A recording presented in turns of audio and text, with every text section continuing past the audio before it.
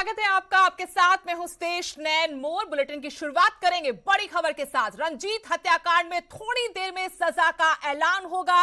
राम रहीम समेत 5 दोषियों को कोर्ट की तरफ से सजा सुनाई जाएगी। पंचकुला की विशेष सीबीआई कोर्ट की तरफ से सजा सुनाई जानी है। 10 जुलाई 2002 में रंजीत सिंह की हत्या कर दी गई थी। खेत से लौटते वक्त गोली मारकर मौत के घाट उतारा गया था। 19 साल बाद आज इंसाफ का दिन है। गुरमीत राम रहीम जो मुख्य दोषी इसमें, उसके साथ ही अब सजा के ऐलान का इंतजार। इंसाफ का दिन रंजीत हत्याकांड में 19 साल बाद फैसले की घड़ी। राम रहीम समेत 5 दोषियों को सजा सुनाई जाएगी। पंचकुला की विशेष सीबीआई कोर्ट ये सजा सुनाएगी। आपको बता दें 10 जुलाई 2002 में रंजीत सिंह की हत्या हुई थी। खेत से लौटते वक्त उसको गोली मारी गई थी। अब परिवार को इंसाफ की उम्मीद। थोड़ी देर बाद पंचकुला सीबीआई विशेष कोर्ट सजा का ऐलान करेगी। रंजीत सिंह हत्याकांड का मुख्य दोषी डेरा मुखी गुरमीत राम रहीम जो वीडियो कॉन्फ्रेंसिंग के जरिए सीबीआई कोर्ट में पेश हुआ, जबकि जो अन्य दोषी हैं कृष्ण कुमार, अवतार, जसवीर, सबदिल, उन्हें पुलिस की कड़ी सुरक्षा के बीच में प्रत्यक्ष रूप से पेश किया गया। राम रहीम समेत 5 दोषियों की सजा का ऐलान थोड़ी देर बाद होगा। 19 साल बाद इंसाफ की घड़ी।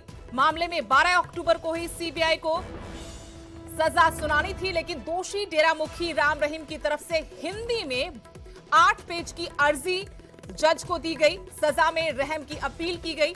अब आपको बताते हैं कि किस तरीके से इस पूरे मामले का साध्वी रेप केस से कनेक्शन है। कुरुक्षेत्र के खानपुर कोलिया गांव का रंजीत सिंह रहने वाला था और सिरसा में डेरा सच्चा सौदा की प्रबंधन टीम का अहम सदस्य था।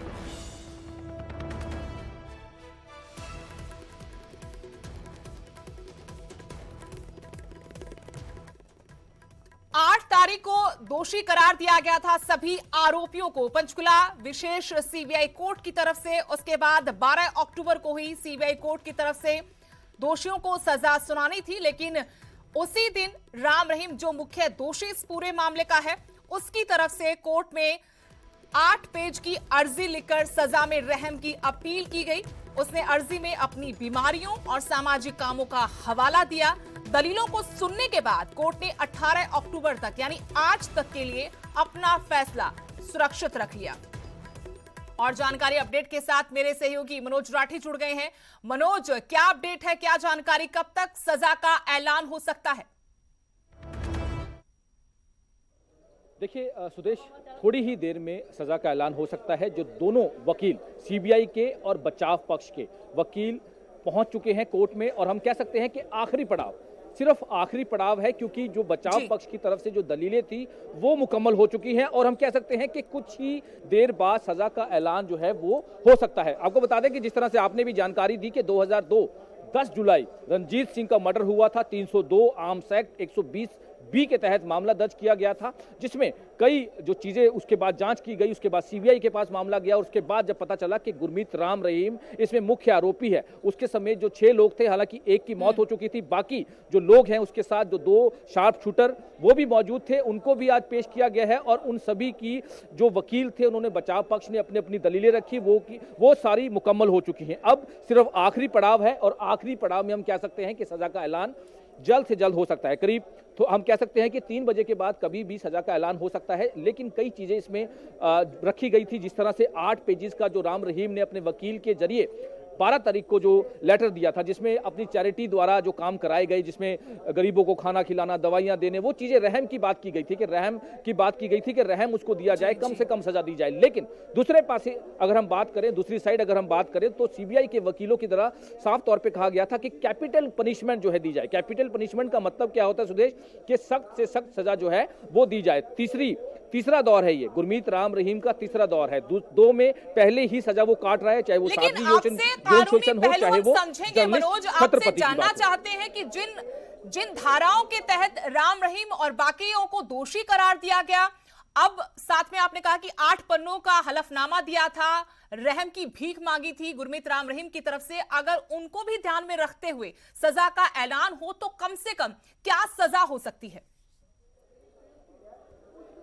देखिए, कई इसमें पहलू हैं। अगर हम बात करें कानून के कई पहलू हैं। 302 आर्म्स एक्ट और 120 302 मर्डर का केस होता है, जिसमें कम से कम कह सकते हैं कि 14 साल की जो है वो सजा होती है। आर्म्स एक्ट की अगर हम बात करें कम से कम 7 साल की, 120 बी की अगर हम बात करें तो उसमें ही सेम 7 से 10 साल की जो सजा होती है। तो कह सकते हैं, क्योंकि अभी तक जो जानकारी मिल रही है, जो सूत्रों के मुताबिक कि उम्र कैद उनको हो सकती है, क्योंकि लगातार जो सीबीआई के जो वकील हैं, जिन्होंने जो दलीलें रखी हैं, जो अपने पूरे एविडेंस के साथ जो चीजें रखी हैं, उसमें कई चीजें सामने रखी गई हैं कि किस तरह से ये पूरी की गई, किस तरह से प्लानिंग की गई, और प्लानिंग में कौन था मेन? गुरमीत राम रहीम। किस तरह से 10 जुलाई 2002 को रंजीत सिंह, क्योंकि रंजीत सिंह एक ऐसा पर्सन था कि जो प्रबंधक कमेटी का एक अहम मेंबर था, लेकिन उसकी बहन जो साध्वी थी, शक था गुरमीत राम रहीम को कि कहीं ना कहीं जो गुमनाम चिट्ठी है वो रंजीत सिंह ने लिखवाई है, जिसके बाद ये पूरा प्लानिंग, जो मर्डर का प्लानिंग है, वो रचा गया और 2 शार्प शूटर उनको लिया गया और इस काम के लिए दिया गया, और वो बाइक पर आते हैं और खेतों में काम कर रहे रंजीत सिंह को वहां से मर्डर करके भागे जाते हैं। लेकिन उसके बाद धीरे धीरे जब ये कोर्ट में केस गया, उसके बाद ये सीबीआई के पास केस गया, सारी चीजें जो है वो सामने आई, उसके बाद पता चला कि किस तरह से राम रहीम ने ये पूरी प्लानिंग करी। लेकिन अगर हम बात करें तो 302 की बात करें, 302 का मामला दर्ज हुआ था, आर्म्स एक्ट का मामला दर्ज हुआ था, और उसके बाद 120 बी का मतलब होता है कि साथ देना, यानी कि प्लानिंग करना, के साथ देना, यानी कि गुरमीत राम रहीम के साथ कौन कौन जुड़ा था, किस किसने उसकी हेल्प करी, किस तरह से प्लानिंग करी, क्योंकि इसमें सुदेश खट्टा सिंह एक मुख्य किरदार जो है वो बहुत जरूरी है, क्योंकि हालांकि इससे पहले खट्टा सिंह बयानों से मुकर गया था, लेकिन बाद में दोबारा बयान दिए थे, क्योंकि वकील ने भी ये बात कही है कि खट्टा सिंह एक बहुत ही इंपॉर्टेंट इसमें आई विटनेस है। खट्टा सिंह के साथ साथ जो 2 लोग हैं वो भी आई विटनेस है, और उनके कई पन्नों की उनके जो विटनेस हैं वो लिए गए कि किस तरह से प्लानिंग की गई, किस तरह की चीजें हुई। खाली रंजीत सिंह मर्डर केस में बता रहा हूं, क्योंकि और भी आगे केस हैं जो पेंडिंग है, जिसमें अभी सुनवाई होनी है। पूरे मामले ने जो करवट ली, इसमें सबसे महत्वपूर्ण यही रहा कि जो राम रहीम का ड्राइवर होता था खट्टा सिंह, पहले बयान से मुकर गया, लेकिन बाद में जब बयान देने को तैयार हुआ तो यहां से केस ने एक नया रुख लिया। आपसे ये भी हम समझना और जानना चाहते हैं कि आज जो कोर्ट का फैसला आना है उसको लेकर क्या तैयारियां की गई है प्रशासन की तरफ से। हमने देखा था कि साध्वी यौन शोषण केस की जब सजा का ऐलान हुआ था तब पंचकुला के हालात बिगड़ गए थे। आज पंचकुला में सुरक्षा के क्या इंतजाम किए गए हैं? देखिए सुदेश, जिस तरह से उस समय के 2017 की अगर हम बात करें, जैसे आपने बताया कि साध्वी यौन शोषण में जिस तरह से हालात हुए, पब्लिक जो प्रॉपर्टी है वो डैमेज हुई, कई लोगों की मौतें हुई, किस तरह से पंचकुला जो है वो आगजनी हुई, किस तरह से हालात बने, उस तरह के हालात ना बने, उस तरह की चीजें ना हो दोबारा, उसके लिए कहीं ना कहीं सबक जरूर लिया है प्रशासन ने। इसीलिए पंचकुला अगर हम जिले की बात करें तो 144 लगाई गई है। जहां हम खड़े हैं पंचकुला की सीबीआई की विशेष अदालत के बाहर, वहां पर उसके आसपास में पुलिस के साथ साथ जो एक्स्ट्रा फोर्सेस है, एक बटालियन, करीब 100 से भी ज्यादा जो है वो फोर्स लगाई गई है। साथ साथ पुलिस के जो अधिकारी हैं, पुलिस के जो फोर्स हैं, उनको भी लगाया गया है। उसके अलावा सनारिया जेल में भी बाहर जो है वो पूरी सख्ती की गई है। उसके साथ साथ सिरसा में भी पूरी तरह से तैयारियां की गई हैं कि किसी भी तरह से कोई लॉ एंड ऑर्डर जो है वो खराब ना हो। आप देख सकते हैं तस्वीरों में, बिल्कुल सीबीआई अदालत के बिल्कुल बाहर हम खड़े हैं, जहां पर ये पूरा जो एक्स्ट्रा फोर्सेस जो है वो किया गया है। तस्वीरें देख सकते हैं।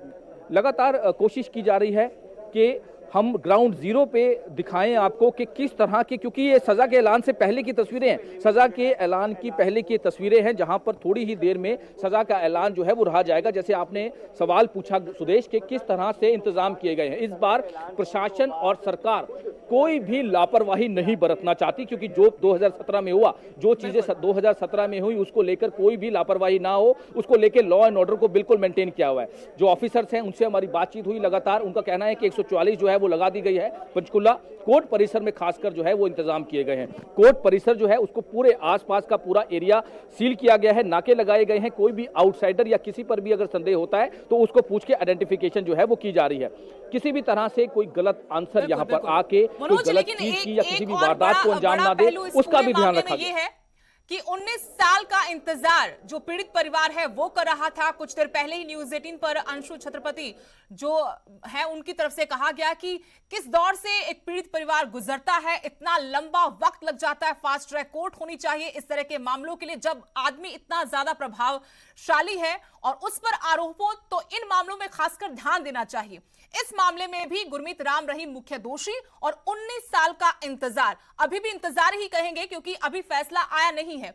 तो इस पहलू को देखते हुए जरूर कोर्ट भी इस पर ध्यान देगा जब इस तरह का कोई मामला सामने आता है। क्या ऐसी दलीलें भी सुनी जाती हैं सजा के ऐलान से पहले?